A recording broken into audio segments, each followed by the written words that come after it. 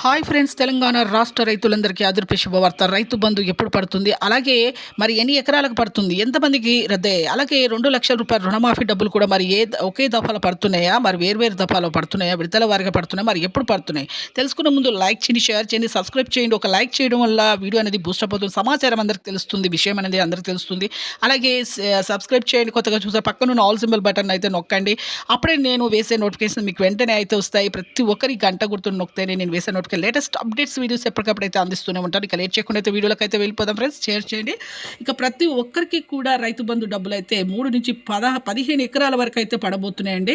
మీకు 45 నుంచి 75 వేల వరకు అయితే పడబోతున్నాయి. కానీ కొంతమందికి 3 ఎకరాల వరకు కూడా ఇప్పటి వరకు పడలేదు అనేసి కామెంట్స్ బాక్స్లో పెడుతున్నారు.